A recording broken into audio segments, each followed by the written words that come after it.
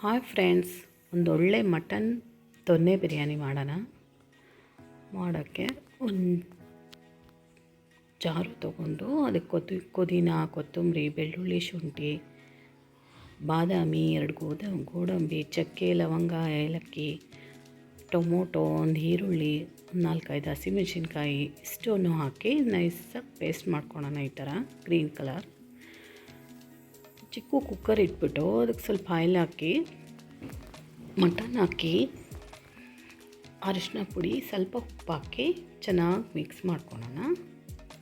Fry ಮಾಡಬೇಕು ಅದು ಆಯಿಲಲ್ಲಿ. Mutton ಬೇಗ ಬೇಯುತ್ತೆ ಈ ಥರ ಫ್ರೈ ಮಾಡ್ಕೊಳ್ಳೋದ್ರಿಂದ ಟೇಸ್ಟೂ ಚೆನ್ನಾಗಿರುತ್ತೆ.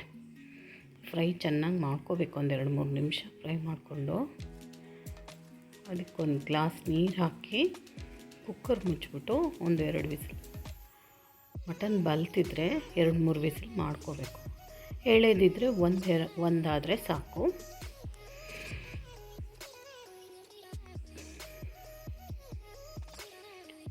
ಇನ್ನೊಂದು ಕಡೆ ಇನ್ನೊಂದು ಕುಕ್ಕರ್ ಇಟ್ಟು ಅದಕ್ಕೊಂದು 5-6 ಸ್ಪೂನ್ ಆಯಿಲ್ ಹಾಕಿ, 1 ಸ್ಪೂನ್ ತುಪ್ಪ ಹಾಕಿ ಅನಾನಸು, ಮರಾಠಿ ಮೊಗ್ಗು, ಏಲಕ್ಕಿ, ಚಕ್ಕೆ, ಲವಂಗ, ಪಲಾವ್ ಎಲೆ ಹಾಕಿ ಮೆಂತ್ಯ ಸೊಪ್ಪು, ಪುದೀನ ಸೊಪ್ಪು, ಹಸಿಮೆಣಸಿನ್ಕಾಯಿ ಹಾಕಿ ಚೆನ್ನಾಗಿ ರೋಸ್ಟ್ ಮಾಡ್ಕೊಳ್ಳೋಣ ಅದನ್ನು.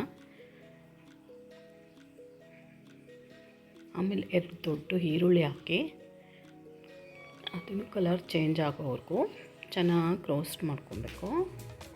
ಈರುಳ್ಳಿ ಕೆಂಪಗಾದ್ರೇ ಬಿರಿಯಾನಿ ಟೇಸ್ಟ್ ಬರೋದು. ಗೋಲ್ಡನ್ ಕಲರ್ ಆಗಬೇಕದು, ಅಲ್ಲಿವರೆಗೂ ಫ್ರೈ ಮಾಡ್ಕೊಬೇಕು ಆಯಿಲಲ್ಲಿ.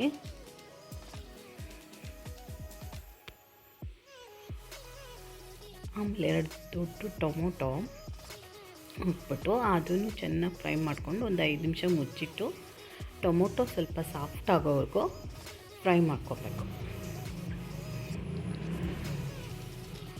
ಆಮೇಲೆ ಇದು ಮಟನ್ದು ಫ್ಯಾಟ್ ಇರುತ್ತಲ್ಲ, ಚರ್ಬಿ, ಅದನ್ನು ಹಾಕ್ಬಿಟ್ಟು ಖಾರದ ಪುಡಿ, ಉಪ್ಪು ಹಾಕಿ ಎಣ್ಣೆಲೆ ಅದನ್ನು ಚೆನ್ನಾಗಿ ಫ್ರೈ ಮಾಡ್ಕೊಬೇಕು. ಫ್ರೈ ಮಾಡ್ಕೊಂಡ್ರೆ ಅದು ಬಿರಿಯಾನಿಗೆ ಒಳ್ಳೆ ಟೇಸ್ಟ್ ಕೊಡುತ್ತೆ. ಆಮೇಲೆ ರುಬ್ಬಿಟ್ಕೊಂಡಿರೋ ಗ್ರೀನ್ ಕಲರ್ ಮಸಾಲ ಹಾಕಿ ಅದು ಹಸಿ ವಾಸನೆ ಹೋಗೋವರೆಗೂ 10 ನಿಮಿಷ ಚೆನ್ನಾಗಿ ಫ್ರೈ ಮಾಡ್ಕೋಬೇಕು. ಅದನ್ನು ಚೆನ್ನಾಗಿ ಫ್ರೈ ಆದ್ರೇ ಬಿರಿಯಾನಿ ಟೇಸ್ಟ್ ಬರೋದು. ಆಮೇಲೆ ಬೇಯಿಸ್ಕೊಂಡಿದ್ದು ಮಟನ್ ಹಾಕಿ ಮತ್ತೊಂದು 2 ನಿಮಿಷ ಮತ್ತೆ ಫ್ರೈ ಮಾಡ್ಕೋಬೇಕು.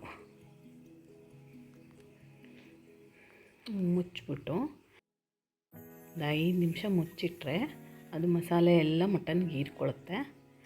ಮಟನ್ ತಿನ್ನೋಕ್ಕೆ ಟೇಸ್ಟಾಗಿರುತ್ತೆ.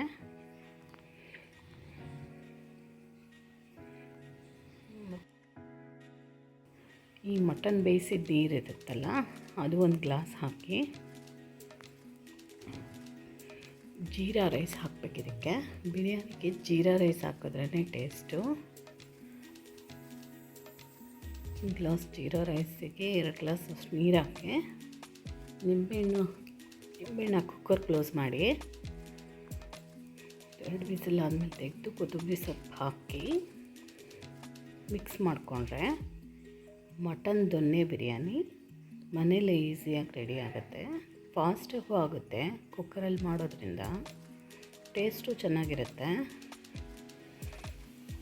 ಸರ್ವ್ ಮಾಡಿಕೊಂಡು ಟೇಸ್ಟ್ ಮಾಡಿ ನೋಡಿ ಫ್ರೆಂಡ್. ಮನೇಲಿ ಈ ಥರ ಒಂದು ಸಲ ಟ್ರೈ ಮಾಡಿ ನೋಡಿ. Thank you friends.